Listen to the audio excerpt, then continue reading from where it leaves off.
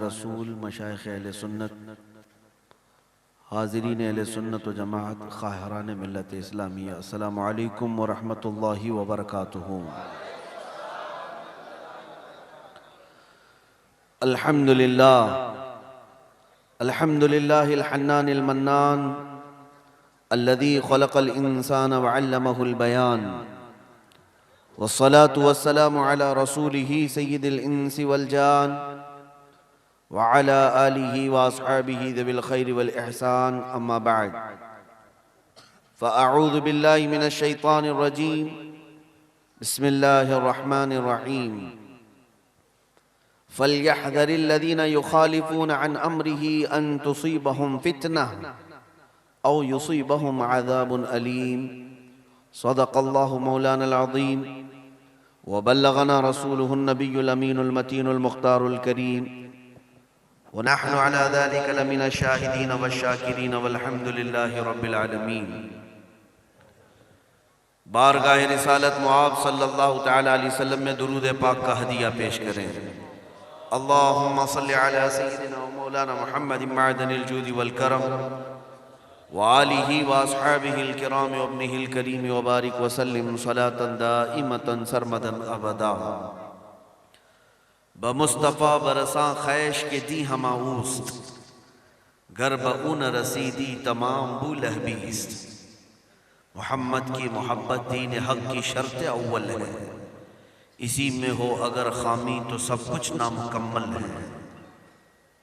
अज़ीज़ान गिरामी, आज का ये इजलास ताजदार ख़त्म नबूवत अला साहिबिहस सलातु वस्सलाम के उन्वान से मुनाकिद है। अल्लाह अज़्ज़ा व जल हम सब के ईमान व अक़ीदे की हिफाजत फरमाए। इस मिंबर पाक पर अजिल्ला उलमाए कराम की एक जमात जलवा फिगन है। बिरादर गिरामी हज़रतुल अल्लामा ग़ुलाम जिलानी अज़हरी साहब, हज़रत मौलाना रोशन ज़मीर साहब, मेरे अज़ीज़ रफ़ीक कफ़ील अंबर साहब, दीगर उलमा, इनकी मोहब्बतें इनायतें शौरा हज़रात ने जो कुछ भी कहा, अल्लाह मुझे उसके लायक बनाए। मैं गुफ्तगू का आगाज़ इन बुज़ुर्गों की सरपरस्ती से करता हूँ, इन उलमा अकाबिरीन की हिमायत से करता हूँ। सबसे पहले इस बात की वजाहत कर दूँ कि इस जुमले को थोड़ा सा बदल लिया जाए। शोरा की तरफ से भी, नाज़िम इजलास से भी मुअद्दिबाना इल्तिमास। यकीनन आपकी मोहब्बतें सर आँखों पर, लेकिन इस तरह से कहना कि अज़मत रिसालत पर हमला हो रहा हो, सारी खानकाहें, सारा हिंदुस्तान खामोश था, चुप था, ये ज़ेब नहीं देता हमारी खानकाहों के लिए। यकीनन हर एक ने अपने अपने मुताबिक आवाज़ उठाई है। गुलशन में गुलाब भी होता है, मोगरा भी होता है, हर एक की खुशबू अलग होती है। मेरे अजीज़ों, हर एक ने अपनी ताकत और इस्तिताअत के मुताबिक आवाज़ें उठाई। ऐसा गुमान करना भी मेरे लिए जायज़ नहीं कि कोई सुन्नी हुजूर की तौहीन सुनकर खामोश बैठा हो। गुमान भी मैं नहीं करता, छे जाए कि खानकाहें, आम सुन्नी का दिल जल जाता है हुजूर की अजमत पर कोई आँच आए। लिहाजा मैं अपनी जानिब से तो ये कहूँगा कि सारे उलमा, मशाइख, अइम्मा, मसाजिद सबों ने अपनी आवाज़ें उठाई। और ऐसा भी नहीं कि दीन इलाही के ख़िलाफ़ सिर्फ मुजद्दिद अल्फ़सानी ने ही आवाज़ उठाई थी। हज़ारों आवाज़ें उस वक्त भी आईं, लेकिन मौला ताला किसी आवाज़ को सब पर फ़ौक़ियत देता है। अज़मत रिसालत पर हमला हिंदुस्तान में जब हो रहा था, इल्म गैब, हाजिर और नाजिर के मसाइल पर बहुत सारे मशाइख और उलमा ने किताबें भी लिखी, रद्द वहाबिया, रद्द दयाबना भी किया, लेकिन जो बरेली से आवाज़ उठी, अल्लाह ने उसको सब पर हावी फरमाया। तो सारी खिदमतें अपनी जगह पर, और अल्लाह ताला सबको उसका सिला अता फरमाएगा। अब फ़कीर के मुतालिक आपका हुस्न ज़न है, बात मैं इतनी ही जानता हूँ कि दर्द से निकली हुई आवाज़ असर रखती है। हमें इस बात का दर्द था कि हम रस्म अदा करने के लिए किसी का जवाब नहीं दे रहे थे, बस हमें खौफ और दर्द ये लगा हुआ था, इसी हाल में अगर दुनिया से रुखसती हो गई तो कब्र में अगर हुजूर पाक ने मुझसे पूछ लिया क्या तू उसी मुल्क से आता है जहाँ से मुझे गालियाँ दी जाती हैं, जहाँ मुझ पर गलीज़ मुगल्लज़ात बके जाते हैं, तो हमारे पास कौन सा चेहरा होगा। ये दर्द सताता था और आज भी सताता है। आज भी ये एहसास हमें सोने नहीं देता कि कल को बारगाह मुस्तफ़ा में खड़े होने जैसा चेहरा भी तो नहीं है, कि इन गुस्ताखों को हम करोड़ों होकर के भी कुछ नहीं कर सके। या रसूल अल्लाह, वो आपके 313 थे जो छींचड़े उड़ा देते थे। आपकी आवाज़ पर तो दूर की बात है, सहाबा का मामूल तो ये था कि अगर दूर से भी किसी को सुन लिया कि नबी पाक की अजमत पर भौंकता है तो हुजूर से इजाज़त लिए बगैर वो सहाबा पहले सर लाकर कदमों में रखते थे।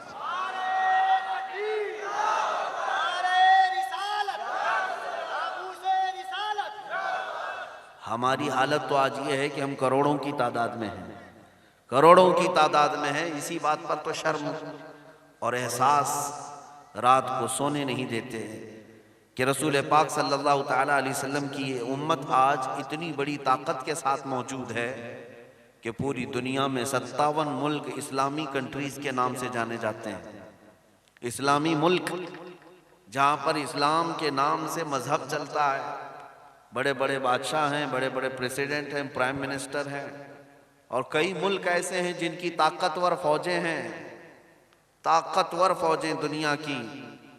मिस्र की फौज बड़ी ताकतवर समझी जाती है। लीबिया, इराक, ईरान, ये सारे ताकतवर अफवाज के मालिक हैं। ये 57 ममालिक इस्लामी हुकूमतों को चला रहे हैं अफवाज के साथ। कई तो मुल्क ऐसे हैं जो एटमी ताकत रखते हैं, बावजूद उसके मेरे आका की शान पर जब भद्दी गालियां दी जाती हैं तो ये सब कुछ भी नहीं कर सकते। आपको मैं बताऊं, ईमान जब होता है तो सलाहुद्दीन जैसा होना चाहिए।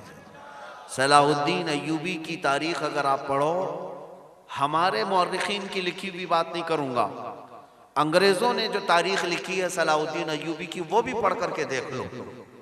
अंग्रेजों ने जो लिखा है, रिचर्ड नाम का एक मौर्रिख है, उसने लिखा पूरी दुनिया में ऐसा कोई जर्नेल मैंने नहीं देखा जो इतना नरम दिल हो, इतना नरम दिल हो कि अगर 1 लाख फौज लड़ने के लिए आई और उस पर तलवार भी उठा चुकी हो और गालिब नहीं आ सकी तो उनमें से 90,000 को सलाहुद्दीन खुद अपने हाथों से आजाद कर देता, आजाद कर देता। बड़े बड़े लोगों को जो तलवार भी उठाते थे, ऐसा रहम दिल, नरम दिल सुल्तान और जर्नेल हमने देखा नहीं।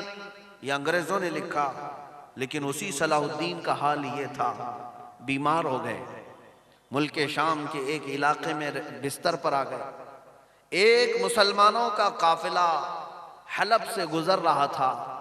ईसाइयों के एक सिपह सालार ने, बुरनिस नाम था, उन मुसलमानों के काफिले पर हमला किया और उन्हें गिरफ्तार किया, उनका पूरा माल लूट लिया। उनमें औरतें भी थी, बच्चे भी थे, जवान भी थे। उस बुरनिस जालिम ने सारे लोगों को मारना शुरू किया और मारते मारते एक ताना देता था, ऐ मुसलमान, तुम मोहम्मद को बहुत चाहते हो, बुला लो, कहाँ है तुम्हारा मोहम्मद सल्लल्लाहु अलैहि वसल्लम। मारता तो था, लूटता तो था, लेकिन साथ में ये ताना मारता था, बुला लो अपने मोहम्मद को, क्यों नहीं आता। नाऊज़ु बिल्लाहि मिन ज़ालिक। मुसलमानों का काफिला लुट गया, पिट गया। फिर खबर सलाहुद्दीन तक आई। सलाहुद्दीन अय्यूबी को ये खबर दी गई कि बुरनिस नाम के इस जालिम ने मुसलमानों को गिरफ्तार किया, उनका माल लूटा, पीटा, और लेकिन साथ में शान रिसालत पर इतनी गंदी बात की। अब जानते हो, जो बिस्तर पर लेट गए थे सलाहुद्दीन बीमारी की वजह से, हाथों को उठाकर बारगाहे रब्बुल इज्जत में अर्ज करते हैं, मौला मेरी आखिरी ख्वाहिश सिर्फ इतनी है कि मुझे इतनी जिंदगी और दे दे कि मैं उस बुरनिस को खत्म कर सकूं। मुझे दुनिया से उस वक्त तक ना उठा जब तक इस शातिम रसूल और गुस्ताख रसूल का मैं अंजाम ना देख लूं। बिस्तर पर रहे, बीमार रहे, 2.5 साल का अरसा गुजर गया। 2.5 साल के बाद सेहतियाब हुए, खड़े भी हुए। सबसे पहली मुहिम जो आपने छेड़ी, कहा कि उस बुर्निस का जो भी काफिला होगा, जहां पर भी होगा, उससे हमें मारका करना है और उसे गिरफ्तार करना है। हुआ भी। चंद दिनों की मारका आराई के बाद वो बुर्निस और उसकी फौज गिरफ्तार होकर सलाउद्दीन के पास आ गई। सलाउद्दीन ने बहुत सारे फौजियों को आजाद किया, जैसे उनकी आदत थी आजाद करने की। बुर्निस को पकड़ करके जब लाया गया तो तारीख में बताया जाता है सलाउद्दीन की आंखें लाल हो चुकी थी। सलाउद्दीन की आंखें लाल थी। पूरे मजमे के सामने बुर्निस को खड़ा किया। उसने कहा कि ऐ सलाउद्दीन, तुम अजीम जर्नैल हो, हमारे हजारों लाखों लोगों को तूने आजाद किया, ईसाइयों को तू आजाद कर देता है। मैं भी तेरे गिरफ्त में आया हूं, कैद में आया हूं, मुझे भी तू आजाद कर सकता है। सलाउद्दीन अय्यूबी की जलाल भरी कड़कती हुई आवाज निकली। कहा, बुर्निस, अगर तुझे मैं आजाद कर दिया तो अल्लाह के अजाब से कभी नहीं बच पाऊंगा। अगर मैं तुझे आजाद कर दिया तो मैं अल्लाह के अजाब से कभी नहीं बच पाऊंगा। वो और लोग थे जिन्होंने मेरी जान पर हमला किया, मैंने उन्हें आजाद किया, लेकिन तूने मेरे रसूल पाक की शान पे हमला किया। अब उसके बाद तलवार उठाई सलाउद्दीन ने और गर्दन पर रख करके क्या कहा जानते हैं? ऐ बुर्निस, 2.5 साल पहले तूने पुकार कर मुसलमानों से कहा था बुलाओ मोहम्मद कहाँ है, देख मोहम्मद ने मुझे तेरी गर्दन उतारने के लिए भेजा है।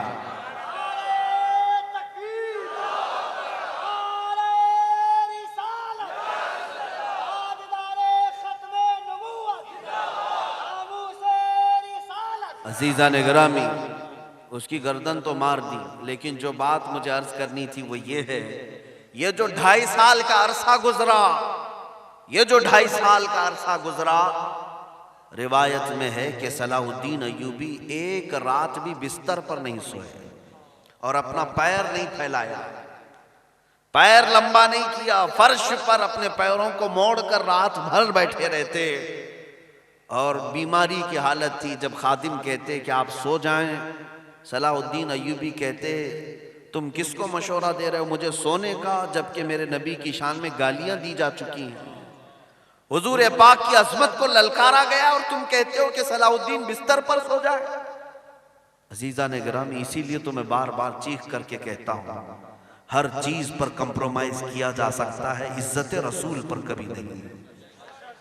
आज मेरा मिशन सिर्फ ये है कि मैं जलसों में या तकरीरों में इसलिए नहीं आता कि मैं कोई मुकर्रिर आदमी हूँ या खतीब हूँ, मेरे अंदर तो ढंग भी नहीं है खिताबत करने का, मैं मुकर्रिरीन की अदाओं से भी वाकिफ नहीं हूँ, लेकिन सिर्फ ये दर्द तुम तक तकसीम करके जाना चाहता हूँ। क्या है मुसलमानों, बहुत सारे मामलात पर तुम सड़कों पर आते रहे, राशन के नाम पर, पानी के नाम पर, बिजली के नाम पर, इलेक्शन के नाम पर, वोटिंग के नाम पर, लेकिन तुम्हें खबर नहीं, तुम तो अमानत थे रसूलुल्लाह की, तुम हुजूर के लिए पैदा किए गए हो और तुम उम्मत हो मेरे मुस्तफ़ा की। आप क्या समझते हैं तुम्हारी इज्जत जो है तुम्हारे बड़े बंगलों की वजह से है? तुम्हारी इज्जत तुम्हारी दाढ़ी और टोपी की वजह से है? तुम्हारी इज्जत सिर्फ और सिर्फ नामे मुस्तफ़ा की वजह से है। आबरू मा ज़नामे मुस्तफ़ास्त, इकबाल ने कहा है हम सब की इज्जत और आबरू सिर्फ रसूलुल्लाह की वजह से है। और आपको ये पता है ऐसे ऐसे गुनाह हमारे मुआशरे में हैं जिसकी बुनियाद पर आसमान से आग बरसनी चाहिए, अजाब आ जाना चाहिए। क्या गुनाह नहीं है हमारे कौम में? पहले की उम्मतें जब गुनाह करती थी तो अजाब आता था। कैसा अजाब? कौम लूत पर नोकीले पत्थर बरसाए गए थे, लिवातत करते थे, नोकीले पत्थर बरसाए गए। फ़अमतरना अलैहिम हिजारतम मिन सिज्जिल मंदूद, कुरान कहता है। और कौम शुआइब नाप तोल में कमी करती थी, अल्लाह ने अजाब भेजा, हवाओं का अजाब। फ़अरसलना अलैहिम रीहन सरसरा, उन्हें हिलाक कर दिया गया। नूह अलैहिस्सलाम की कौम पर अजाब आ गया, कौम समूद पर अजाब आया, सालेह अलैहिस्सलाम की कौम पर। लेकिन आपको मैं बताऊं इस उम्मत पर अजाब क्यों नहीं आता? गुनाह वैसी ही हैं आज भी। मेरे अजीजों, कुरान कहता है वमा कान अल्लाहु लियुअज़्ज़िबहुम व अंत फ़ीहिम। अब इस उम्मत पर वैसा अज़ाब अल्लाह नहीं नाजिल करेगा, इसलिए कि इनके बीच में मेरा महबूब आराम कर रहा है। अज़ाबात से बचे भी हो तो किस बुनियाद पर? रसूलुल्लाह की बरकत है। हमारी इज्जत रसूलुल्लाह के नाम से, हमारी आफियत रसूलुल्लाह के नाम से, हमारे घरों की बरकत रसूलुल्लाह के नाम से। यहाँ तक कि सैयदना उमर इब्न खत्ताब रज़ियल्लाहु ताला अन्हु फरमाते हैं, मेरे जिस्म पर जो बाल उगते हैं ये भी रसूलुल्लाह की बरकत से। हज़रत उमर फारूक फरमाते हैं, ऐ मुसलमानों, अब हालात तुम्हें बेदार करना चाह रहे हैं और तुम्हें उठाना चाहते हैं। जगह जगह के थक चुके हैं ये हंगामे। उठो, नशाते लज्जते ख्वाबे गिरां बदल डालो। गलत रवि से मनाजिल का बोध बढ़ता है, गलत रवि से मनाजिल का बोध बढ़ता है। मुसाफिरों, रविशे कारवां बदल डालो। की राह के तू मी रवि बतुर्किस्तान अस्त। आज जिस रास्ते पर तुम चले जा रहे हो ये काबे की तरफ नहीं ले जा रहा, ये किसी और तरफ ले जा रहा है।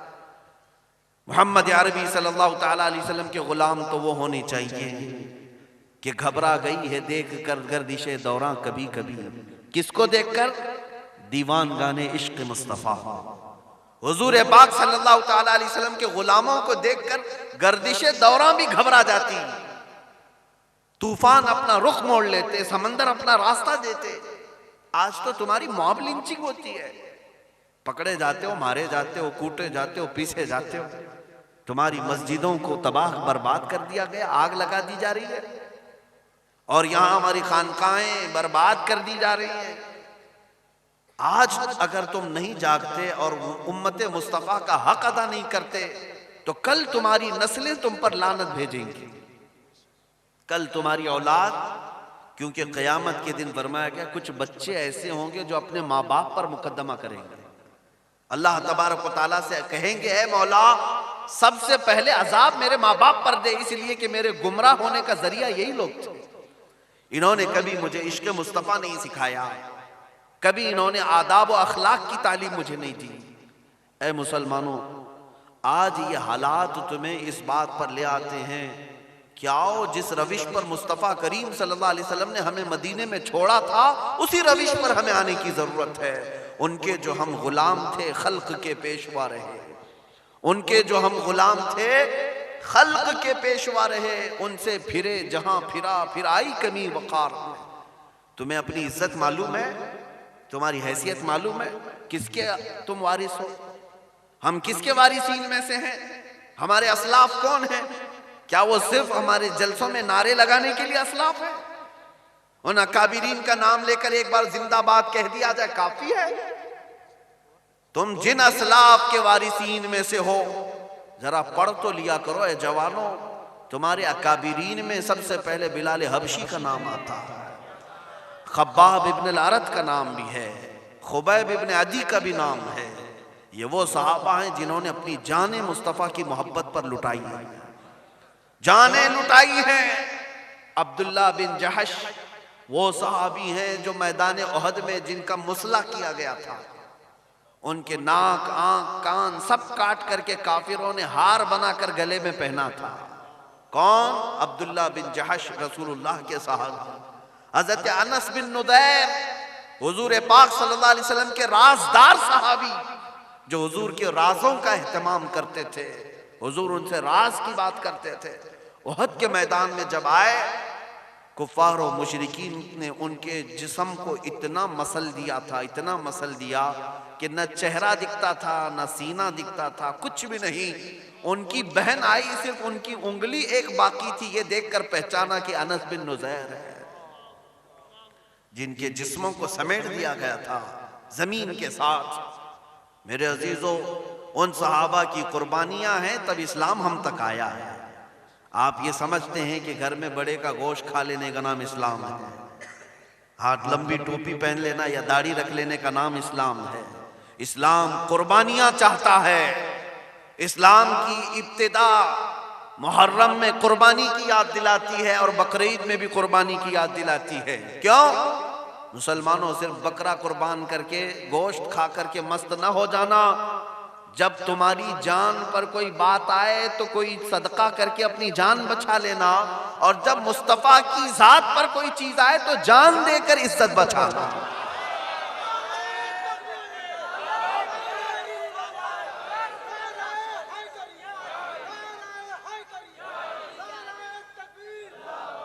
मुझे इस बात का अंदाजा है कि हमारा नाम कफन बरदोश था, हमारा नाम मुसलमान के साथ साथ कफन बरदोश भी था। पहले के फारसी लोग हमें मुसलमान कम कहते थे, कफन बरदोश कहते थे। मतलब क्या है, ये रसूल पाक के गुलाम ऐसे हैं कि कंधे पर कफन लेके चलते हैं, इन्हें मौत कभी रोक नहीं पाती। ये हुजूर के आशिक हैं, जहां पाए निकल पड़े और मौत इनको क्या डरा सकेगी। और हकीकत में है मेरे अजीजों, आज मैं जो गुफ्तगू को शुरू किया हूं, सबसे पहले तुम अपने सीनों से खौफ निकालो, डर निकालो। सबसे बड़ा डर क्या हो सकता है जिंदगी का? जाहिर सी बात है, आप आग से डरते हैं कि जल जाएगा, पानी से डरते हैं, आप जो है घर के अंदर हादिसों से डरते हैं, तूफान से डर रहे हैं, बारिश से डर रहे हैं, बीमारी से आप डर रहे हैं, कोई बीमारी आ गई तब डर है।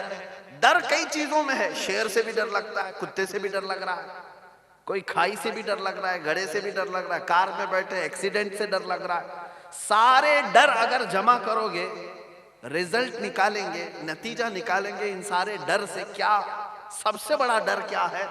वो मौत का डर है। किस चीज का डर है? आग से इसलिए आप डर रहे हैं कि जलेंगे तो होगा क्या? मर जाएंगे। पानी में डूबने से इसलिए डर रहे हैं कि डूब गए तो मर जाएंगे, मरने का ही तो डर है। हादसों से जो डर रहे हैं, यही डर है कि मौत आ जाए। बीमारी से भी इसलिए बचते हैं कि मौत ना आ जाए, मर ना जाए, ये मौत ही का डर है।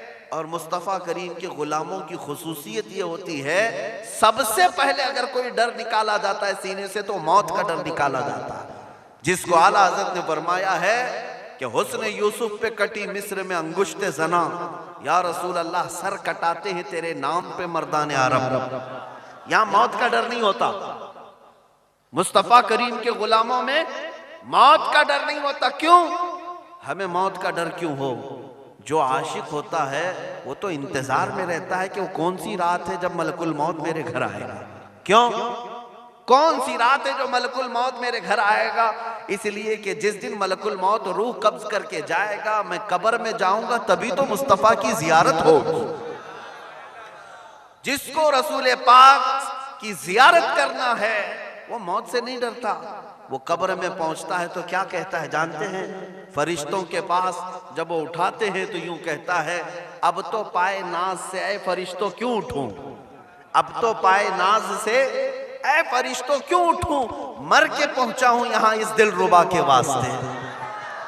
हमारे जो जनाजे भी जाते हैं इतने सज कर संवर कर, सफेद कपड़े पहनकर, अतर लगाकर, सुरमे लगाकर, फूल पहनकर, अरे मरे हुए आदमी को इतना क्यों सजाया जाता है? कोई शादी का दूल्हा तो नहीं है, इतना सवार करके इसलिए भेजा जाता है। बुजुर्ग फरमाते हैं कि इसलिए सवार करके भेजा जाता है कि आज की रात ये दीदारे मुस्तफ़ा करने वाला है, कब्र में अपने आका के जलवे देखने जा रहा है, इसलिए खुशबू लगा कर जाता है, अतर लगाकर, सुरमा लगाकर, सफेद कपड़े पहनकर जाता है। अजीज़ान गिरामी वक़ार है शबे वस्ल भी उसी गुल से मुलाकात की रात।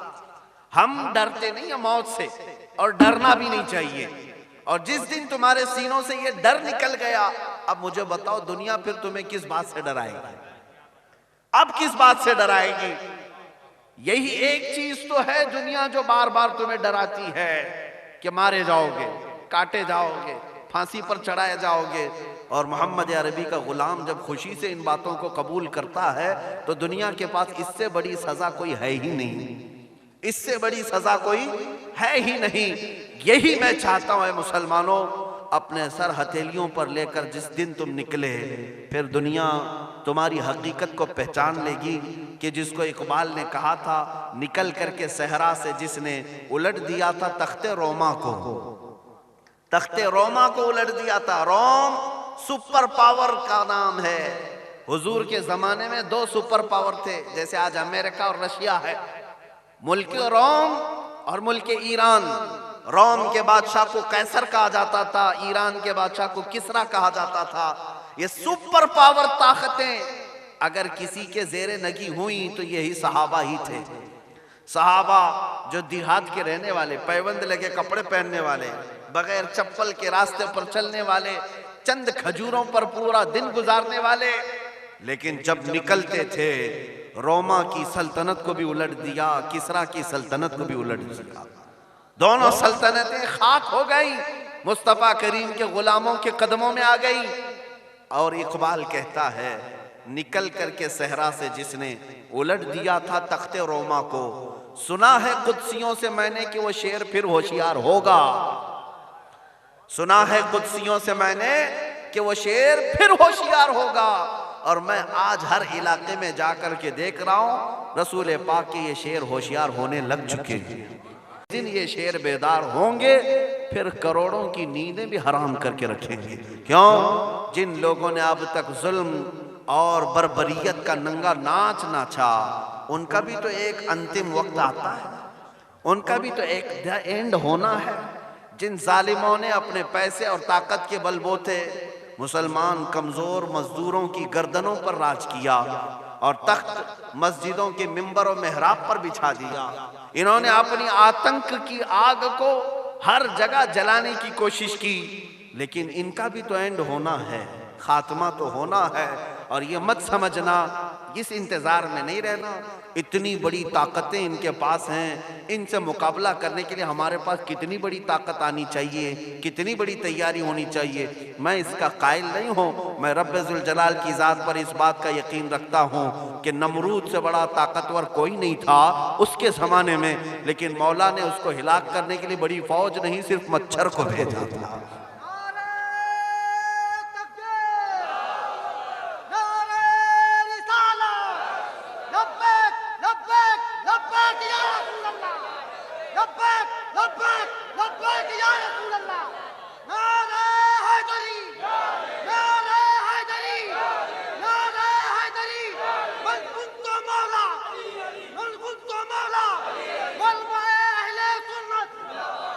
अज़ीज़ान गिरामी, अब यही बेदारी का वक्त दुनिया को परेशान भी कर रहा है कि मोहम्मद अरबी के गुलाम जागने लग गए। जानते हैं, तुम्हें सुलाने के लिए इन्होंने 100 साल से मंसूबे बनाए। नशा तुम्हारे मोहल्लों में आम किया, लड़कियां बेआबरू तुम्हारे मोहल्लों में की गई, टेलीविजन इंटरनेट सबसे ज्यादा तुम्हारे मोहल्लों में लाया गया। अरे ये अपने बच्चों के हाथों में मोबाइल भी नहीं देते, जो बड़े बड़े पैसे वाले लोग हैं, लेकिन आम मुसलमानों के मोहल्ले पर नेट फ्री है, सारी चीजें, कि दिन भर रात भर इसके नशे में ये एडिक्ट रहे। गंदे गंदे नशा जिनको करने के बाद महीने 2 महीने में आदमी खत्म हो जाता है, ऐसे नशा भी मुसलमानों के मोहल्ले में बिकने लगे। पुलिस को भी सब मालूम होता है, सब चीजें जानती है, लेकिन दुनिया ये चाहती है कि ये नशा के आदी रहें। क्यों? जब तक तुम नशा करते रहोगे उनकी कुर्सियां महफूज रहेंगी। जिस दिन तुम नशा से होश में आ गए, कई लोगों की कुर्सियां हिलने लगेंगी। हाँ, मोहम्मद अरबी के गुलामों को नशा में रखो, इनको मदहोश रखो। कभी टेलीविजन के नाम पर, कभी फिल्मों की आड़ पर, कभी सीरियल के नाम पर औरतों बच्चियों के अखलाक को तार तार किया गया। हमारी ये बच्चे बच्चियां, हमारी ये बीवियां जो एक जमाने में हसनैन पैदा किया करती थी, एक जमाने में गौसो ख्वाजा पैदा किया करती, वो जमाना भी तो याद करो। अहमद रजा किसी माँ की गोद ही में तो पैदा हुए। उन माओं की तुरबतों पर करोड़ों सलाम, लेकिन आज की हमारी इन माओं को, इनकी कोख को बांझ बनाने की कोशिश की गई कि आप बच्चे पैदा हो तो सिर्फ डाकू पैदा हो, अय्याश और अय्यार पैदा हो। क्यों? इन बच्चियों के अखलाक को तार तार किया गया टेलीविजन के जरिए से, फैशन के नाम पर। इनको फातिमा जहरा की चादर इनके सरों से छीनी गई, निकाली गई, ये बात बता करके कि तुम 4 दीवारी की औरत नहीं हो, बाहर निकल आओ, आजादी तुम्हारा भी हक है, आजादी तुम्हारा भी हक है। और पागल औरतें पाकिस्तान के बाजारों में बाहर आकर के कहने लगी कि मेरा जिस्म मेरी मर्जी। मेरे अजीजों, ये किसके इशारे पर सब होता रहा? ये यहूद और नसारा करते रहे, यही जालिम फुस्साक फुज्जार और कुफार जिन्होंने उम्मत मुस्तफ़ा के लिए 100 साल से प्लानिंग की, 100 साल से, तुम्हारी बच्चियों को नंगा करने के लिए, तुम्हारी तालीम में अखलाक की बिगाड़ लाने के लिए इन्होंने पूरी किताबों के सिलेबस चेंज कर दिए। आपको पता है आज स्कूल में कहीं पर औरंगजेब को नहीं पढ़ाया जाता, बंद कर दिया गया। पहले हम लोग बचपन में पढ़े हैं, स्कूलों की बात कर रहा हूं। टीपू सुल्तान को मैंने पढ़ा है स्कूल में, आज ये सब हटा दिया गया। क्यों? कि तुम्हारी तारीख खत्म हो जाए। तुम अगर टीपू सुल्तान को, औरंगजेब को पढ़ने लगोगे तो कहीं तुम्हारे अंदर भी जज्बे जिहाद ना आ जाए, कहीं तुम भी जवान होने ना लग जाओ, बेदारी तुम्हारे अंदर भी ना आने पाए। इसलिए छिछोरे लोगों की तारीख को किताबों में डाल दिया गया कि हमारे बच्चे वही पढ़ते रहे और उन्हीं को अपना बादशाह समझते रह जाएं। अजीज़ान गिरामी, 100 साल से यही सारी साजिशों का शिकार रही उम्मत। खिलाफत को खत्म कर दिया गया पूरी दुनिया से, जिहाद के नाम से ही चिढ़ पैदा कर दी गई, नफरत पैदा कर दी गई पूरी दुनिया से। आज लफ्ज़ जिहाद कहने से उलमा तक डरने लग गए। मेहराब और मिंबर की बात कर रहा हूं, आम इंसान की तो छोड़े, उलमा मिंबर पर बोलने से कतराने लग गए। अरे जिहाद कहेंगे तो ये हमें आतंकवाद कहेंगे। अजीज़ान गिरामी, इस नौबत पर हमें आज लाया गया कि बाज़ इलाकों में अब अजान पर भी कंप्रोमाइज होने लग गया कि अजान के माइक उतार दिया जाए, खामोशी से अपनी अजान हो जाए। थोड़े दिनों के बाद नमाज पर बात आएगी। थोड़े दिन क्या, अभी हो भी चुका। दिल्ली हरियाणा के कई इलाके हैं जहां से नमाजों को बाहर पढ़ने से रोक लगा दी गई, लेकिन गोबर पूजा तो कहीं पर भी की जा सकती है। ये सारी चीजें क्यों होती गई? मुसलमानों, इसी बात पर हो रही है कि तुम जब तक सोते रहोगे जालिम तुम्हारी गर्दन पर नाचता रहेगा, नाचता रहेगा। तुम्हें उठने की जरूरत है और बताने की जरूरत है, मैं गुलाम मुस्तफ़ा हूं, जिस तरफ से गुजरूंगा हवाएं अपना रुख मोड़ लेंगी। हमारी तारीख ये है, हमारे बुजुर्गों की तारीख ये है, टल न सकते थे जंग में अगर अड़ जाते थे, पांव शेरों के भी मैदान से उखड़ जाते थे, तुझसे सरकश हुआ कोई तो बिगड़ जाते थे, अरे तेग क्या चीज हम तोप से भी लड़ जाते थे। ये हमारे अकाबिरीन थे, सहाबा, ताबईन, औलिया, मुजाहिदीन, वो किसी चीज से खौफ नहीं खाया करते थे। हजरत साद इब्न अबी वक्कास सिर्फ 300 की फौज लेकर दरिया दजला के पास खड़े हैं। उन्हें ईरान की सरहद पर जाना है। ईरान और इराक के बीच में एक नदी है दरिया दजला, इसको क्रॉस करना था। ईरानी फौजों ने सारे ब्रिज तोड़ दिए कि कहीं मुसलमान फौज ईरान में ना आ जाए। साद इब्न अबी वक्कास ने अपने जवानों से पूछा, जाना है सरहद के पार? सबों ने कहा जाना तो है लेकिन कोई ब्रिज नहीं है। साद इब्न अबी वक्कास ने कहा चलो मेरे साथ घोड़े पानी में डाल दो, घोड़े पानी में डाल दो। वो दरिया कितने गहराई में है आज भी जाके देख सकते हैं, काफी कई गज नीचे है, लेकिन साद इब्न अबी वक्कास के इन जवानों ने घोड़ों को पानी पर डाल दिया और चलते रहे, खरामा खरामा चलते रहे। तारीख तबरी में लिखा हुआ है, ईरानी फौज जो उस सरहद के पार थी, उन्होंने जब दरिया पर घोड़ों को चलते हुए देखा तो एक तारीखी जुमला कहा था, देवा आमदंद, देवा आमदंद। अरे ये तो जिन्नात की फौज आ रही है, जिन्नात की फौज आ रही है, भला पानी पर भी कोई चल सकता है? मेरे अजीजों, साद इब्न अबी वक्कास ने बता दिया, पानी तो क्या है, मोहम्मद अरबी के गुलाम अगर हवा को हुक्म दे, हवा पर भी घोड़े तैर सकते हैं, उड़ सकते हैं। और ईरान फतह भी किया हज़रत साद इब्न अबी वक्कास ने। इसी को तो इकबाल ने कहा था, दश्त तो दश्त है दरिया भी न छोड़े हमने, बहरे जुल्मात में दौड़ा दिए घोड़े हमने। आ गया ऐन लड़ाई में गर वक्त नमाज, किबला रूहों के जमी बोझ हुई कौमे हिजाज। एक ही सब में खड़े हो गए महमूद व अयाज, न कोई बंदा रहा न कोई बंदा नवाज। अजीज़ा ने गिरामी वक़ार, मैं आज आपके सामने चंद वो कुर्बानियां रखना चाहता हूं। आप इस्लाम में हैं, अल्लाह का शुक्र अदा करो। इस्लाम के साथ साथ अल्लाह ने तुम्हें इश्क रसूल की दौलत दी, इस पर और शुक्र अदा करो। अहले सुन्नत व जमात का ये वतीरा और खासा रहा है। आज अपने फख्र की बात मैं बताऊं, हमें गर्व होता है इस बात पर। पूरे बर्रे सगीर में, हिंदो पाक में, हिंदुस्तान हो, पाकिस्तान हो, बांग्लादेश, कहीं पर भी जाओ, कई फिरके होंगे, कई जमातें होंगी, कई कई नाम से मुसलमानों के अंदर फिरके हैं कि नहीं? हर इलाके में है। लेकिन आज इस बात को कहने में मुझे कोई झिझक नहीं महसूस होती कि रसूलुल्लाह सल्लल्लाहु ताला अलैहि वसल्लम की खत्म नबुव्वत पर या उनकी इज्जत पर अगर कोई जमात मैदान में है तो वो सिर्फ अहले सुन्नत व जमात। आप देखें लब्बैक या रसूल अल्लाह के नारे पड़ोस में भी वही लगा रहे हैं जो इमाम अहमद रजा वाले हैं, हिंदुस्तान में भी वही जमात लगा रही है जो बरेली वाले हैं। इसका मतलब यह है कि रसूल पाक सल्लल्लाहु अलैहि वसल्लम ने अपनी इज्जत की हिफाजत के लिए तुम्हारा इंतखाब फरमा लिया, तुम्हें चुन लिया गया है।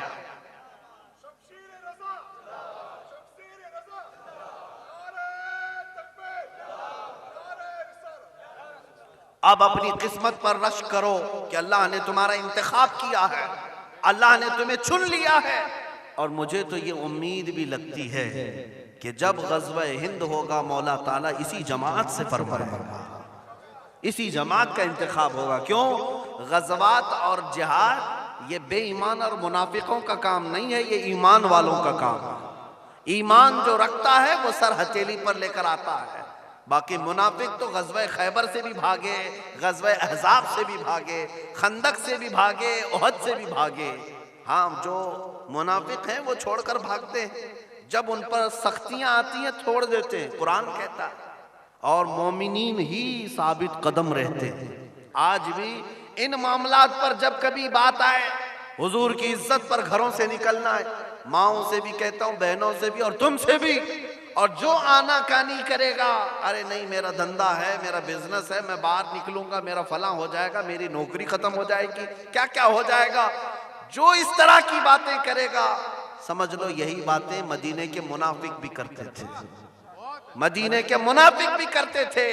और हजरत अबू बकर सिद्दीक वाले तो ये कहते थे, जो जान मांगो तो जान दे दे, जो माल मांगो तो माल दे दे, मगर ये हमसे कभी ना होगा, नबी का जाहो जलाल दे दे। मेरे अजीजों, तुम हमेशा इस बात पर तैयार रहना कि ये एक जान क्या है अगर हो करोड़ों, ये एक जान क्या है अगर हो करोड़ों। या रसूल अल्लाह तेरे नाम पे सबको वारा करूं मैं, हुजूर की नाम पर ये एक जान की हैसियत क्या है, हमारी अपनी एक जान की कीमत क्या है। सहाबा से बढ़कर तो हमारी जान नहीं है, सहाबा से बढ़कर हमारी जान नहीं है। हुजूर पाक के करीबी चचा सैयदना अमीर हमजा, उनसे बढ़कर है हमारी जान।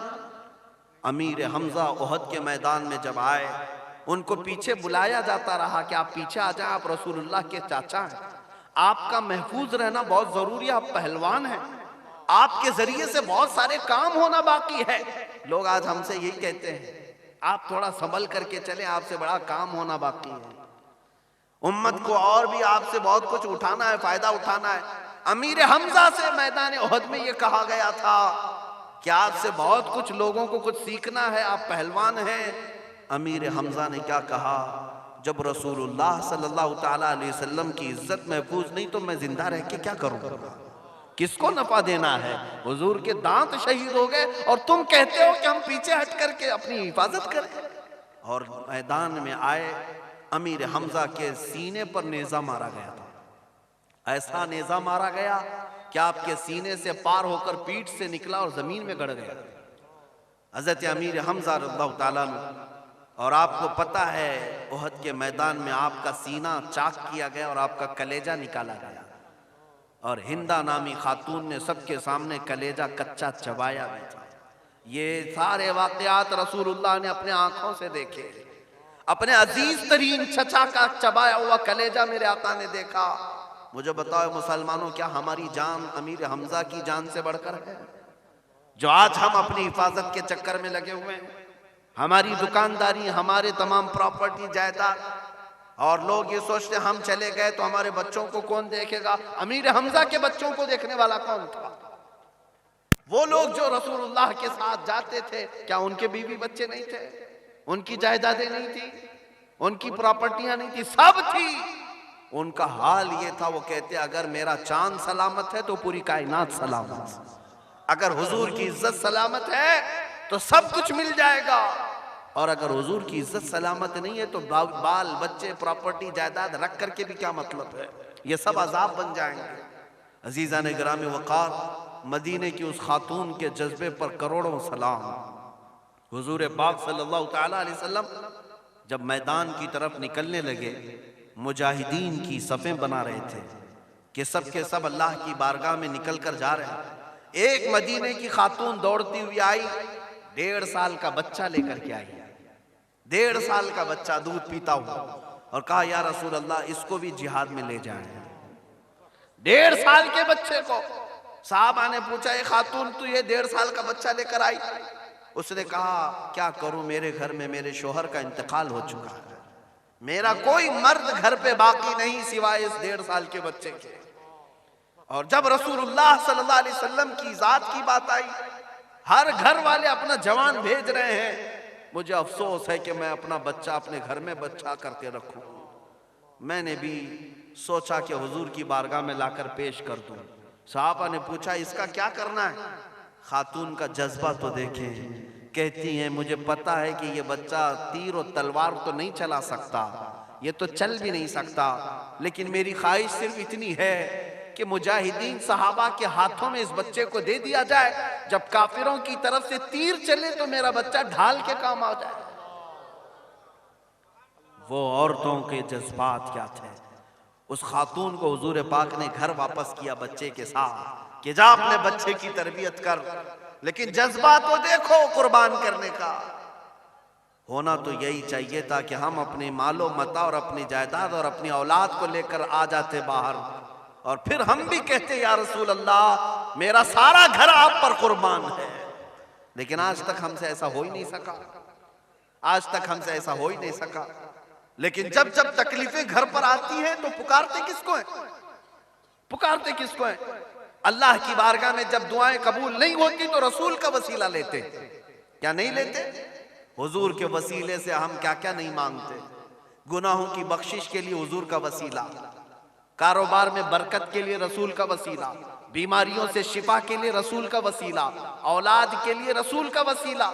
हर चीज तो अल्लाह के रसूल के बदौलत मांगते रहे, लेकिन हुजूर के लिए जब कोई बात आई तो तुम बगलें झांकते रहे। ये एहसान फरामोशी है, एहसान फरामोशी है। जिस उम्मत के लिए मेरे आका इतना ख्याल करते थे, हजरत आयशा फरमाती हैं रात को बिस्तर पर मेरे आका आराम कर रहे होते, अगर बिजलियां चमकती थी तो बिस्तर छोड़कर बाहर निकल जाते और दुआ के लिए हाथ उठाते रोते रहते थे। हजरत आयशा कहती हैं मैं हुजूर के पास आकर कहती या रसूल अल्लाह, जब भी बिजलियां कड़कती हैं आवाज आती है, आप क्यों घबरा कर आते हैं बाहर और रोने लगते हैं, दुआ करते हैं? सैयदुल अंबिया सल्लल्लाहु अलैहि वसल्लम की बात सुनो ए गयूर जवानों। मेरे आका फरमाते हैं ए आयशा, जब भी बिजलियां कड़कती हैं तो मुझे इस बात का डर लगता है कि कहीं ये अजाब बनकर मेरी उम्मत पर ना जाए। इसलिए कि पिछली उम्मतों पर जब अजाब आता था तो पहले बिजलियां आती, अबर आता और फिर पूरी कौम को हिला कर दिया जाता। तो बिजलियां आती है तो मुझे डर लगता है कि मेरी उम्मत पर अजाब ना जाए। जो रसूल हर बात पर उम्मत का ख्याल करते रहे। जब रसूल पाक सल्लल्लाहु अलैहि वसल्लम को कब्र अनवर में रखा गया, मौला अली करमल्लाहु वजहुल करीम और हजरत अब्बास ये फरमाते हैं हुजूर के होंठ हिल रहे थे। हमने कान लगा करके सुना कि रसूल पाक कुछ फरमा रहे हैं, तो अल्लाह के नबी सल्लल्लाहु ताला अलैहि वसल्लम की जुबान पाक से ये अल्फाज निकल रहे थे, रब्बि ग़फ़िर ली उम्मती फ़इन्नहुम ला यअलमून। ऐ अल्लाह मेरी उम्मत को माफ कर देना इसलिए कि वो मुझे नहीं पहचानती है। जो कब्र में जाने के वक्त भी हम गरीबों को याद करें, जो बिजलियों की कड़क पर हम गरीबों को याद करें, जो मेराज की शब में अल्लाह की बारगाह में जाए तब हम गरीबों को याद करें। उस रसूल पाक की इज्जत का आज उम्मत को इतना भी ख्याल नहीं। जो रात के वक्त खड़े होते तो अल्लाह की बारगाह में इतना रोते। हजरत आयशा फरमाती हैं कि पिंडलियां सूज जाती थी, मैं कपड़ा गर्म करके सेकती थी और पिंडलियों की सूजन कम करती। कभी गर्दन में वर्म आता, सूजन आ जाती थी, रोते रोते रात भर खड़े रहते। अरे वो तो बख्शे हुए थे, सैयदुल अंबिया सैयदुल मासूमीन थे। किसके लिए रोते थे? हम गरीबों के लिए रोते थे, इस उम्मत के लिए रोते थे। और आज मुझे अफसोस होता है इस उम्मत ने रसूल पाक का इतना भी ख्याल नहीं किया। तुम्हें गैरों के अखलाक व किरदार तो बहुत याद आए। ऐ जवानों, तुमने फिल्मों पर नाचने वालों के अखलाक तो अपना लिए, तुमने अपना हेयर स्टाइल बालों का तरीका सलीका इन जालिमों के तरीके पर तो रख लिया, तुमने कपड़े फाड़ करके भी पहन लिए, बालियां भी पहन ली, बगड़ियां भी पहन ली, सब कुछ कर लिया इन जालिमों को देख करके जो टेलीविजन पर नाचते हैं। लेकिन तुम्हें इतनी भी खबर नहीं कि तुम्हारे लिए रसूलुल्लाह रोते रहे रोते रहे रोते रहे, ऐ अल्लाह मेरी उम्मत को बख्श दे, मेरी उम्मत को बख्श दे। उस रसूल की एक अदा पर अमल करने के लिए तुम्हें कौन सी तकलीफ आ गई? आज तुमने दाढ़ियां छिला करके गटर के हवाले कर दिया, नालियों में फेंक दिया, तुम्हें ये बोझ लगने लगा। क्यों बोझ लगने लगा? कि दुनिया ताने मारेगी। तो फिर तुम किसके हो ये तो बताओ, तुम किसके हो ये तो बताओ। तुम्हें रसूलुल्लाह की सुन्नत गड़ने लग गई, तकलीफ होने लग गई, तो फिर किस मुंह से रसूलुल्लाह की मोहब्बत की बात करेंगे? हुजूर पाक की मोहब्बत की बात कैसे करेंगे? बुजुर्गों ने फरमाया जब कब्र में तुम रखे जाओगे, फरिश्ते 3 सवाल करेंगे ना, तुम्हारा रब कौन है, तुम्हारा दीन क्या है, और हुजूर को दिखाकर क्या पूछेंगे, इनके बारे में तू क्या कहता था। हदीस ये बुजुर्गों ने फरमाया कि जब तुम देखकर हुजूर से ये कहने वाले होंगे कि ये मेरे आका हैं, तो रसूल पाक अपना चेहरा फेर लेंगे और फरमाएंगे खबरदार मेरी तरफ मत देखना, इसलिए कि दुनिया में तुझे मेरा चेहरा अच्छा नहीं लगता था, तो अब मेरी तरफ क्यों देखता है। तो बताओ मुसलमानों, कब्र में अगर हुजूर भी अपना चेहरा फेर लें, तुम किसको पुकारोगे? किसी फिल्मी एक्टर को पुकारोगे? किसी दज्जाल को पुकारोगे? इसीलिए आला हजरत फाजिल बरेलवी रज़ियल्लाहु तआला अन्हु ने फरमाया, आज ले उनकी पनाह, आज मदद मांग उनसे, आज ले उनकी पनाह, आज मदद मांग उनसे, फिर ना मानेंगे क़यामत में अगर मान गया। हुजूर की इज्जत यहीं पर करना सीख जाओ, क़यामत में तो हर कोई करेगा, क़यामत में हर कोई देखेगा हुजूर की इज्जत क्या है। कमाल तो यह है कि रसूल पाक पर फिदा होना यही सीख जाओ।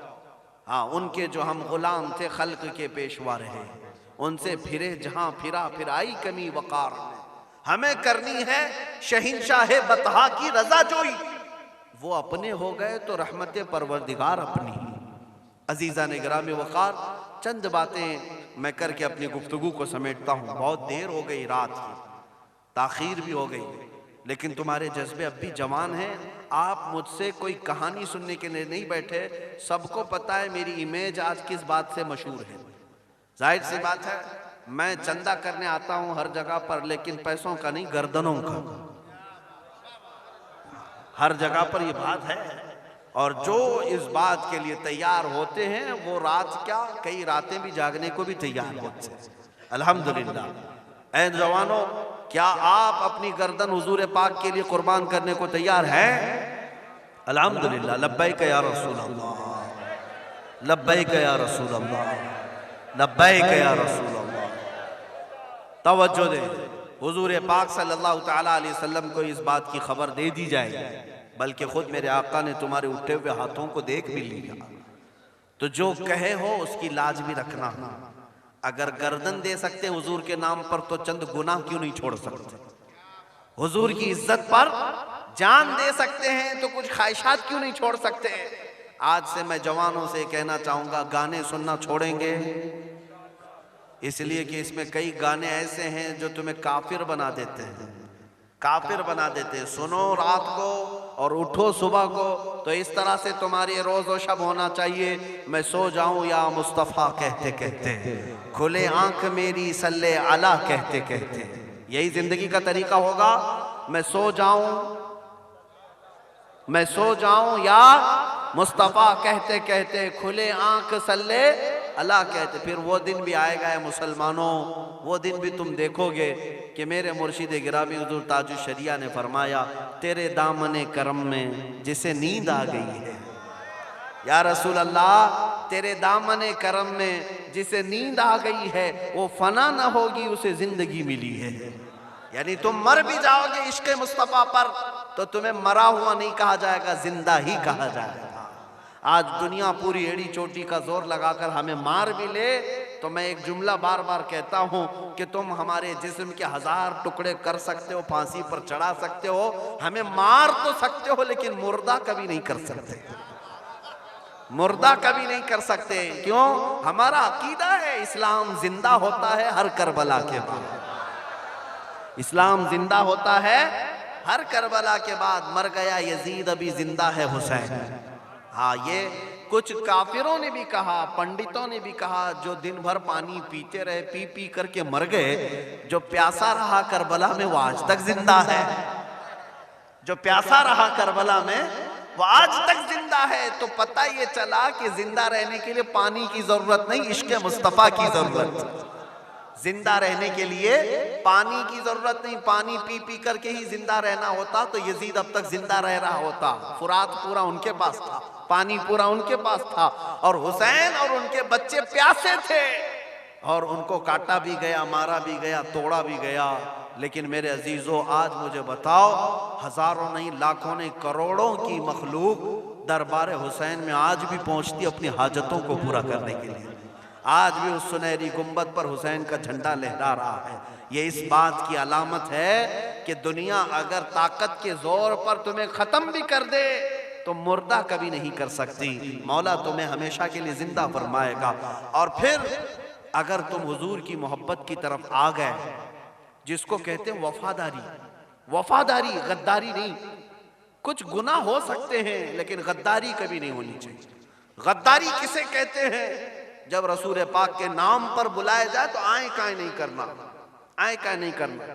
हर चीज को एक तरफ रखा जाएगा और हुजूर की इज्जत को एक तरफ। बात समझ में आ रही है? हजरत उमर जैसे सहाबी ने जब कहा हुजूर से कि या रसूल अल्लाह, मैं अपने माल, अपनी औलाद, अपने खानदान, अपने माँ बाप, सबसे ज्यादा आपसे मोहब्बत करता हूँ, जान से ज्यादा नहीं।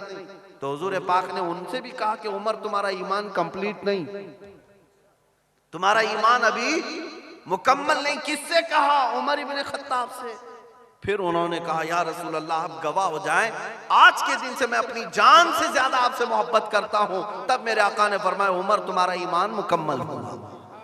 ईमान उस वक्त तक मुकम्मल नहीं होगा जब तक अपनी जान से ज्यादा हुजूर से मोहब्बत नहीं करोगे। अला ला ईमान अलिमल्ला मोहब्बत अला अला। हज़रत ने अपने खुतबे में हमें ये बताया है, खबरदार उसका ईमान ही नहीं जिसके सीने में उनकी मोहब्बत नहीं।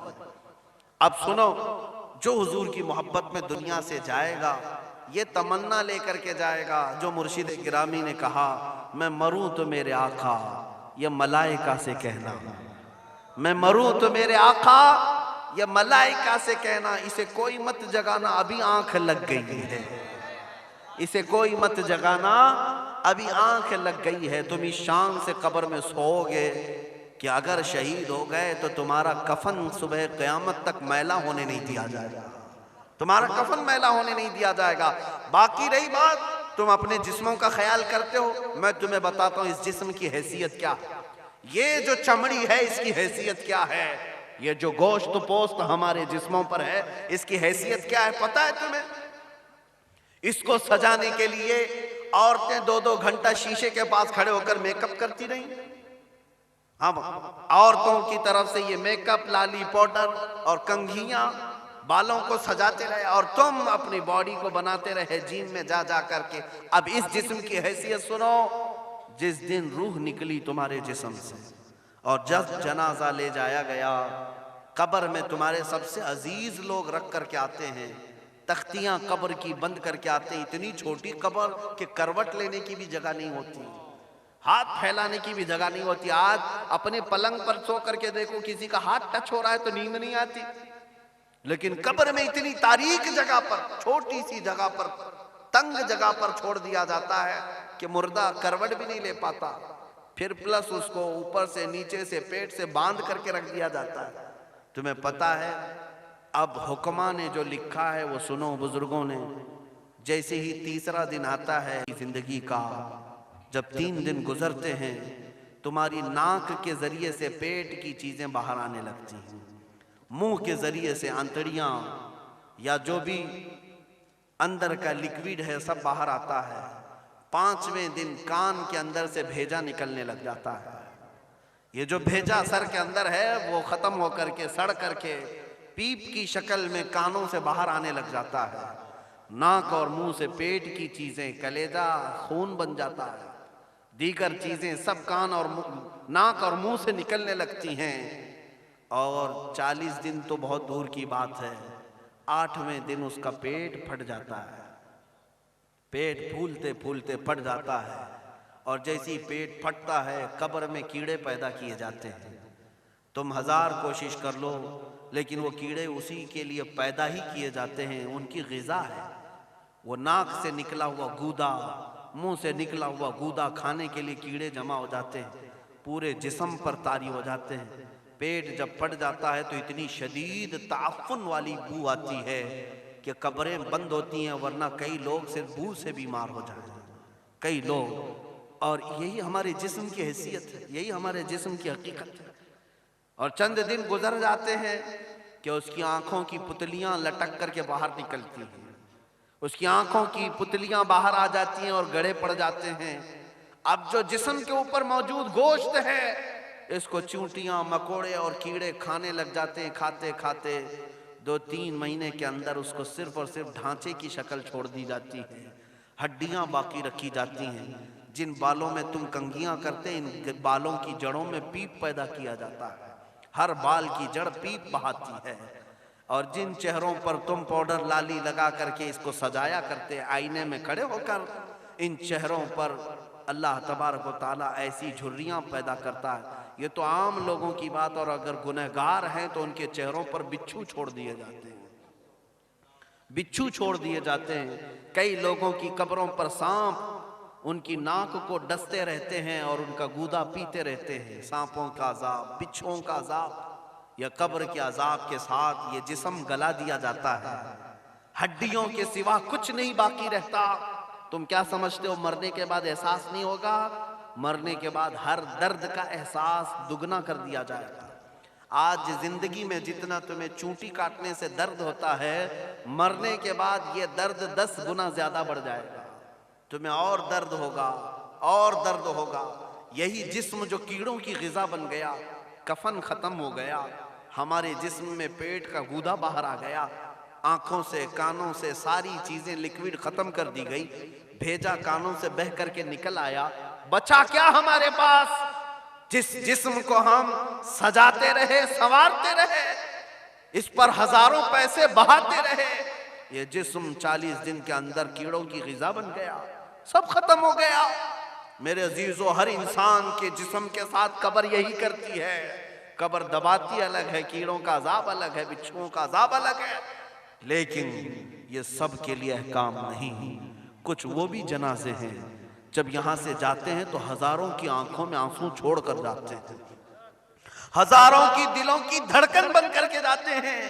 उनके जनाजे जब जाते हैं तो अल्लाह के मलाइका भी, फरिश्ते भी उनके जनाजे को उठाने के लिए जमीन पर आते हैं।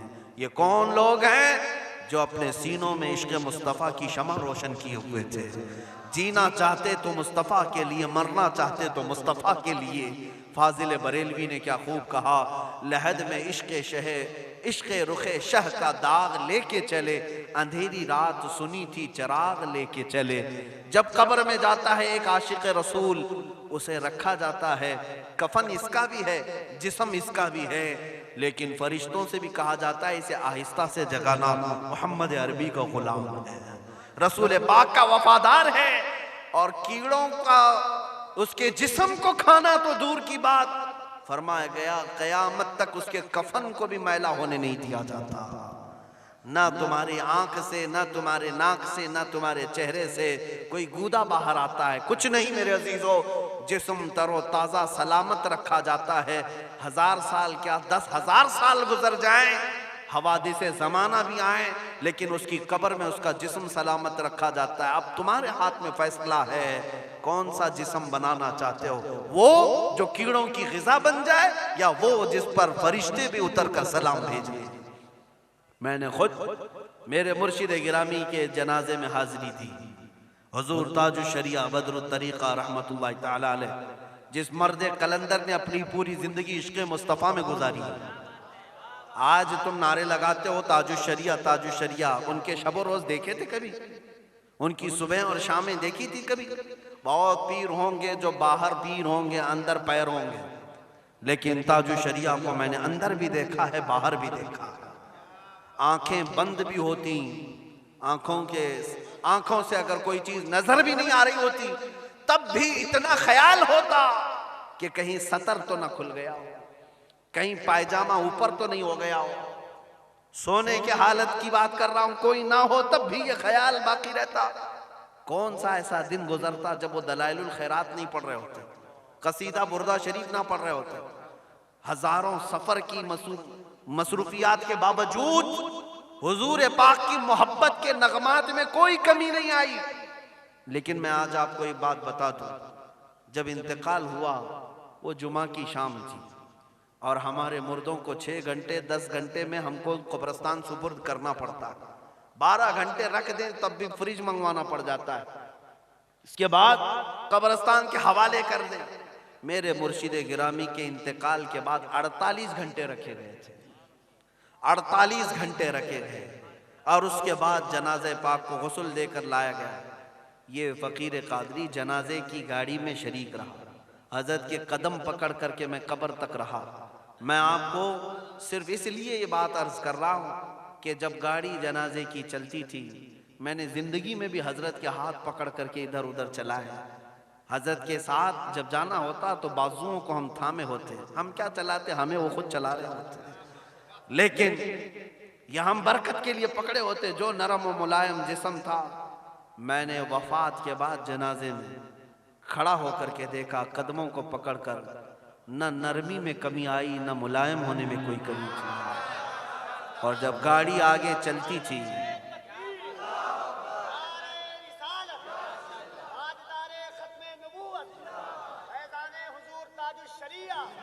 जब आप गाड़ी जनाजा जिस पर रखा हुआ था चलती थी तो मेरे अजीजों, जिंदगी में जिस तरह जिस्म नरम मुलायम था, मैंने देखा कि गाड़ी जब उसके धड़के होते थे इधर उधर तो पेट मुबारक और सीने मुबारक वैसे ही हिलता था जैसे किसी जिंदे का हिलता हो।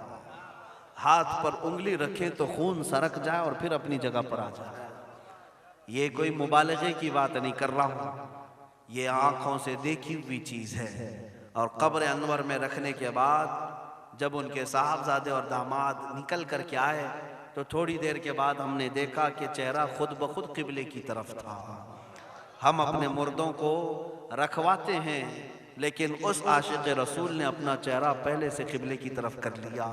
ये करामात कहें या जिंदगी की हकीकत कहें, हकीकी बात तो ये है जो मुस्तफ़ा की याद में जाता है। उसने क्या ही खूब कहा शायर कि मेरे जनाजे पे रोने वालों फरेब में हो बगौर देखो, मेरे जनाजे पे रोने वालों फरेब में हो बगौर देखो, मरा नहीं हो गमे नबी में लिबास हस्ती बदल गया। हाँ, मरा नहीं हो गमे नबी में लिबास हस्ती बदल गया हो। इन आशिकों का हाल यही होता है कि ये मर भी जाते हैं, इंतकाल कर भी जाते हैं तो बस लिबास बदलता है लेकिन जिंदगी पहले से और बुलंद होती है। अजीज़ान गिरामी, तुम्हें इसी बात पर मैं लाना चाहता हूँ, कौन सी जिंदगी गुजारना चाहोगे? कौन सी जिंदगी? या अय्याशों की, या नचनियों की, या मुजरा करने वालों की, इन जालिमों की जो जहन्नम की तरफ तुम्हें ले जाने के लिए तैयार बैठे हैं? चंद दिनों की अय्याशी है, तुम गाने गाकर उछल कूद करके अपने नफ्स को तो राजी कर सकते हो लेकिन रब्बे जुल जलाल की रजा कभी नहीं ले सकते। आज तुम दुनिया में फिल्मों की जिंदगी जी करके थोड़ी देर की खुशी तो हासिल कर सकते हो लेकिन कब्र की राहत कभी नहीं ला सकते, कब्र का सुकून कभी नहीं ला सकते। कब्र में अगर सुकून चाहिए तो सिर्फ हमारे सीनों को उधर हवाले करना होगा, मुस्तफ़ा करीम के हवाले करो। अब अपनी जिंदगी को बदलने का वक्त आ गया। ऐ मेरे अजीजों, नामों से रिसालत की हिफाजत यही है कि हुजूर के अखलाक की पहले हिफाजत की जाए, हुजूर की सुन्नतों की हिफाजत की जाए, हुजूर पाक के नाम पाक की हिफाजत की जाए, उनकी तालीमात, उनके अहादीस की हिफाजत की जाए। जिस तरह सहाबा कराम ने अपनी जानें कुर्बान करके हुजूर की इज्जत की हिफाजत की है, आज वक्त आया है इन जालिमों की तरफ ना देखना। ये भौंक भौंक करके तुम्हें जगा रहे हैं, बेदार कर रहे हैं। मैं जवाब देता रहूंगा इंशाअल्लाह। लेकिन साथ में मैं इन हादिसात को अपने लिए एक अलग अंदाज से देखता हूँ। अगर कोई कुत्ता किसी मंदिर के गुफे में बैठकर भौंकता है और मेरे नबी पाक की अजमत पर हमले करता है तो दर्द तो होता है, लेकिन साथ में अकीदा भी तो हमारा ये है, रहेगा यूं ही उनका चर्चा रहेगा, रहेगा यूं ही उनका चर्चा रहेगा, पड़े खाक हो जाएं जल जाने वाले। या रसूल अल्लाह, तू घटाए से किसी के न घटा है न घटेगा, जब बढ़ाए तुझे अल्लाह ताला तेरा, मिट गए मिटते हैं मिट जाएंगे आधा तेरे, न मिटा है न मिटेगा कभी चर्चा तेरा। ये कुत्ते किताब लिख करके कहते हैं मोहम्मद अरबी का चरित्र, उनके अखलाक, उनके किरदार बुरे थे, और ऐसी कोई चीज नहीं है इस्लाम में जिससे इंप्रेस होकर इस्लाम कबूल किया जाना चाहिए। मोहम्मद सल्लल्लाहु अलैहि वसल्लम के नाम को इस्लाम से हटा देना चाहिए। इन जालिमों को मैं जवाब देना चाहता हूँ, ऐ मुसलमानों, ये तुम्हें जगाने के लिए आ रहे हैं, ये तुम्हें बेदार करना चाह रहे हैं। अब उठो और ये बताओ तुम कहां कहां से मेरे नबी को मिटाओगे, कहां कहां से। अरे हमारे घरों में बच्चों की विलादत भी होती है, कान में अगर हम अल्लाह का नाम लेते हैं तो साथ में मोहम्मद का भी नाम है। हमारे बच्चे जिस दिन इस दुनिया में आते हैं, अजान उनके कानों में दी जाती है तो अल्लाह के नाम के साथ मोहम्मद का नाम भी आता ही है। हमारी अजानें, हमारे नमाज को बुलाने वाली आवाजें, तुम क्या मिटा पाओगे मोहम्मद अरबी के नाम को। ये हजारों नहीं करोड़ों अजानें बार बार दिन में दे दे करके ये बताती हैं कि तुम वल्लाह मोहम्मद अरबी सल्लल्लाहु अलैहि वसल्लम का जिक्र तुम कभी अलग नहीं कर सकोगे। जिक्र खुदा जो उनसे जुदा चाहो नजदियो, वल्लाह जिक्र हक नहीं गुंजी सकर की है। हुजूर पाक का नाम कहां से हटाओगे? अजानों से हटाओगे, इकामत से हटाओगे, नमाजों से हटाओगे। बल्कि इकबाल ने क्या ही खूब कहा था, दश्त में दामन कोहसार में मैदान में है। कहाँ है ये नाम? दश्त में दामन कोहसार में मैदान में मोहम्मद है, बहर में मौज की आगोश में तूफान में मोहम्मद है, चीन के शहर मराकश के बयाबान में मोहम्मद है, और पोशीदा हर मुसलमान के ईमान में मोहम्मद है। मैंने ये तब्दील करके इसीलिए पढ़ा है कि हर जगह मोहम्मद है। रसूल पाक सल्लल्लाहु अलैहि वसल्लम को तुम कहां से हटाओगे? हमारे करोड़ों की जिंदगियां उस नाम पाक पर कुर्बान, उस नाम पाक पर कुर्बान। इन जालिमों को ये बात बता देना, इस नाम पाक पर अल्लाह ने नुक्ता तक नहीं रखा है। मोहम्मद अरबी सल्लल्लाहु अलैहि वसल्लम के नाम पाक पर नुक्ता तक नहीं आए तो बहुत दूर की बात है। और मिटाने की बात करते हो, मिटाने के लिए तुम इसका एक लफ्ज तक नहीं मिटा पाओगे। मोहम्मद अरबी उस अजीम हस्ती का नाम है जिसकी जड़ें तहतुस्सरा में हैं, जिसकी शाखें औज सुरैया पर हैं। हुजूर पाक सल्लल्लाहु अलैहि वसल्लम को अल्लाह ने रफ़अना लका ज़िक्रक कह करके बुलंद फरमा दिया है। किसी के घटाने से हुजूर का नाम कभी नहीं घटेगा।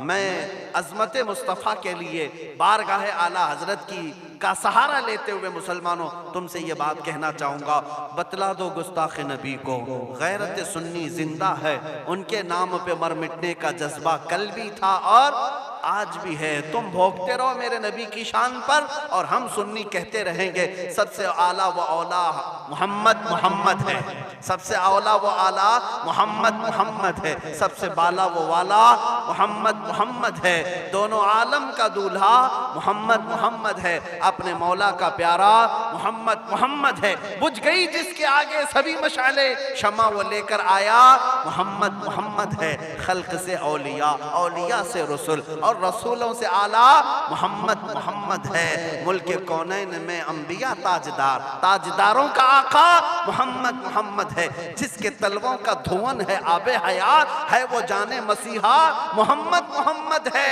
सब चमक वाले उजलों में चमका किए, अंधे शीशों में चमका मोहम्मद मोहम्मद है। सारे ऊंचों से ऊंचा समझिए जिसे है, उस ऊंचे से ऊंचा मोहम्मद मोहम्मद है। सारे अच्छों से अच्छा समझिए जिसे है, उस अच्छे से अच्छा मोहम्मद मोहम्मद है। गमज़दों को मुज़्दा दीजिए कि है बेकसों का सहारा मोहम्मद मोहम्मद है। मैं मानता हूँ ऐ अक्ल वालों, मेरा मोहम्मद खुदा नहीं है, मगर दिलों में ये नक्श कर लो कि वो खुदा से जुदा नहीं है। कहीं पर तुम अलग नहीं कर सकोगे। मोहम्मद सल्लल्लाहु ताला अलैहि वसल्लम के नाम पाक को अल्लाह ताला ने हर जगह रकम फरमाया है। जन्नत के दरवाजों पर, अर्श व कुर्सी, लौह कलम पर, आसमानों के हर दरवाजे पर मोहम्मद अरबी का नाम रकम है। दुनिया के हर गोशे में वो नाम पाक मौजूद है। हो न ये फूल तो बुलबुल का तरन्नुम भी ना हो, चमने दहर में कलियों का तबस्सुम भी ना हो न ये साकी तो मैं भी ना हो, खुम भी ना हो, बज़्म तौहीद दुनिया में ना हो, तुम भी ना हो। खीमा अफलाक का इस्तादा उसी नाम से है, नबज़ हस्ती तपश आमादा उसी नाम से है। वो जो न थे तो कुछ न था, वो जो न हो तो कुछ न हो, जान है वो जहान की और जान है तो जहान है। बस आखिर में मेरा यही मशवरा सबसे है कि मोहम्मद से वफा तूने तो हम तेरे हैं, ये जहां चीज है क्या लौह कलम तेरे हैं। उठो कुव्वत इश्क से हर पस्त को बाला कर दो, दहर में नामे मोहम्मद से उजाला कर दो। मौला करीम इस जलसे पाक को अपनी बारगाह में कबूलियत आम अता फरमाए। मैं तमाम हाजिरीन का शुक्रगुजार हूँ और आप सबको ये नसीहत करता जाता हूँ कि अब ज़माना तुम्हारी कुर्बानियों के इंतज़ार में है और तुम्हारी कुर्बानियाँ अगली नस्लों के लिए भी और तुम्हारी आखिरत के लिए भी रंग लाएंगी। आप कुर्बानी देने के लिए तैयार हैं? कभी किसी से खौफ नहीं खाएंगे, किसी चीज़ से नहीं डरेंगे, हम तख्ते दार पर भी चूम करके चढ़ेंगे।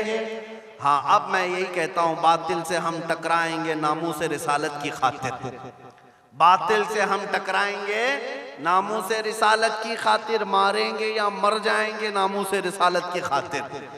हाँ, जो तख्त नशी हैं वो भी सुन लें तौहीन नबी के मुजरिम को, जो तख्त नशी हैं वो भी सुन लें तौहीन नबी के मुजरिम को हम दार पर ले आएंगे नामूस रिसालत की खातिर, हम दार पर ले आएंगे नामूस रिसालत की खातिर। जिंदा नहीं बचने पाएगा गुस्ताख रसूल किसी सूरत, जिंदा नहीं बचने पाएगा गुस्ताख रसूल किसी सूरत, उसे हम दोज़ख में पहुंचाएंगे नामूस रिसालत की खातिर, उसे हम दोज़ख में पहुंचाएंगे नामूस रिसालत की खातिर। तौहीन रिसालत होगी तो शम्म नबूवत के परवाने, तौहीन रिसालत होगी तो शम्म नबूवत के परवाने तागूतों से टकराएंगे नामूस रिसालत की खातिर, तागूतों से टकराएंगे नामूस रिसालत की खातिर। आखिरी शेर उसका ये है, जो शख्स करेगा हमदर्दी, समझ करके चले, जो शख्स करेगा हमदर्दी बेअदबी करने वालों से, इन जालिमों से जिसे भी हमदर्दी है ना, जो सुलह कुल्ली है, हमारी जमात के मुनाफिकीन हैं, गद्दार हैं, जो नाम मुसलमान रखे हों, पगड़ी दाढ़ी सब रखे हों और इन जालिमों की गोद में जाकर बैठते हों, उनसे मैं कह रहा हूं, जो शख्स भी रखेगा हमदर्दी बेअदबी करने वालों से, हम उससे भी कर्जा चुकाएंगे नामूस रिसालत की खातिर, हम उससे भी कर्जा चुकाएंगे नामूस रिसालत की खातिर। देखना, अब ये उम्मत मुस्तफ़ा के शेर बेदार होने लगे हैं। जिस दिन ये बेदार होंगे तो इन कुत्तों की खैर नहीं होगी, इन कुत्तों की खैर नहीं होगी। मौला करीम इन चेहरों को सलामत रखे, इनकी कुर्बानियों को कबूल फरमाए, इन माओ और बहनों की गोदों में मौला हसनैन करीमैन पैदा फरमाए, इनको मौला दोबारा सलाहुद्दीन अता करे, शहाबुद्दीन अता करे, औरंगजेब टीपू से शहीद अता करे। मौला हमें हमारे मुजाहिदीन की क़ियादत अता फरमा दे, हमें मुजाहिदीन का किरदार अता फरमा दे, हमें गाज़ियान इस्लाम बना या शहीदान इस्लाम बना। ए रब्बे ज़ुल जलाल हमारी दुआओं को नालैन मुस्तफ़ा के सदक़े कबूल फरमा। व सल्लल्लाहु तआला अला खैरि खल्क़िही मुहम्मद व आलिहि व अस्हाबिही अजमईन। खुसूसियत के साथ आज के इस इजलास को जिन्होंने मुनक़्क़िद किया, यहाँ पर हाँ हाजी इरशाद साहब, उनके वालिद गिरामी, अल्लाह ताला उनकी मग़फ़िरत फरमाए। ये इतना अजीम जलसा है, इतना अजीम जलसा है, नामूस रिसालत ताजदार ख़त्म नबूवत के नाम पर यकीनन रसूलुल्लाह तक ये सारा मामला फरिश्ते पहुँचाएंगे और साथ ही इसकी खैरात मरहूम की कब्र तक भी जाएगी इंशाअल्लाह। आइंदा हमारे यही रिवाज भी होने चाहिए, हमारी शादी बिया वली में सारी चीज़ों में हम लाखों के पैसे पटाखों में नहीं उड़ाएंगे, हुजूर की मोहब्बत में मीलाद करके खर्चा करेंगे, हुजूर के नाम पर खर्चा करके करेंगे। क्यों? हम रसूलुल्लाह के, जन्नत रसूलुल्लाह की, हमें जो भी मिला है वह सदका रसूलुल्लाह का, उनके नाम पर हम लुटाएंगे। और ये ऐलान सुन करके चले, इंशाअल्लाह अज़ीज़ आप तक भी उलमा आएंगे। हमने अभी दो चंद रोज़ कबल, ये काफ़ी दिनों से, कई महीनों से हमारे जहन में था, वो मैंने हैदराबाद की सरजमीन से शुरू भी किया। आज आपके सामने भी ऐलान करता हूँ कि हमने तहरीक की एक बुनियाद रखी है जिस तहरीक का नाम है तहरीक फिदा का या रसूल अल्लाह, तहरीक फिदा का या रसूल अल्लाह। इसमें मखसूस वो जवान अपनी खिदमत देने के लिए ज्वाइन हो सकते हैं, जुड़ सकते हैं, जिनको हुजूर पाक की वफादारी करनी है, हुजूर पाक की बारगाह में अपनी कुर्बानी पेश करनी है। वो जवान इस तहरीक से वाबस्ता हों और हर इलाके में उनका सबसे पहला काम यही होगा कि नौजवानों को हुजूर के नाम पर बेदार करना शुरू कर दें, बेदार करना शुरू कर दे। उसके बाद अब हम कब्र में भी जाएंगे, हमें टेंशन नहीं होगा, फिक्र नहीं होगी, इसलिए कि उम्मत जाग चुकी होगी और कर्जा ले रही होगी। इंशाअल्लाह ये अपना कर्जा उतार रही होगी, अगरचे हम कब्र में भी जाएंगे। लेकिन आपके लिए सिर्फ जिम्मेदारी इतनी है कि अब बेदार करने के लिए इस तहरीक से वाबस्ता हो, और बात करेंगे तो सिर्फ हुजूर की बात करेंगे। और स्टेज वालों से भी मैं कहता हूँ, शोरा से भी मैं कहता हूँ, हमारी तारीफ कम कर दें, थोड़ी सी हमारे लिए नारे लगाना कम कर दें। अब ये खत्म करें इस रिवाज को। अब इस मिंबर से भी अगर कोई बात होगी तो सिर्फ रसूलुल्लाह की बात होगी, क्योंकि जब बादशाह हमारे पास है तो वजीरों की बात क्या करें। बादशाह है रसूलुल्लाह की जात, तारीफ होगी तो सिर्फ रसूलुल्लाह की होगी। हमारी तारीफ मैं अपने मुतालिक कर रहा हूँ, बाकी आप दूसरे अइम्मा इकराम का जरूर नारा लगाएं, अल्लामा अज़हरी साहब आएँ जरूर नारा लगाएं, इस्तेक़बाल करें। मैं अपनी जानिब से मेरे मुतालिक कहता हूँ, मैं तारीफ के काबिल नहीं। जब हुजूर की शान में गालियाँ दी जा रही हों और हम अपनी इज्जत करवा रहे हैं, ये हमें ज़ेब नहीं देता, ये मुझे ज़ेब नहीं देता। इसलिए अब नारा भी लगे तो सिर्फ रसूलुल्लाह के नाम का लगे, हुजूर पाक की इज्जत का। और आला हजरत ने भी हमें यही सिखाया है, हश्र तक डालेंगे हम पैदाइश मौला की धूम, मिसले फारस नजद के किले गिराते जाएंगे, खाक हो जाएं अदू जलकर मगर हम तो रजा, दम में जब तक दम है जिक्र उनका सुनाते जाएंगे। किसका?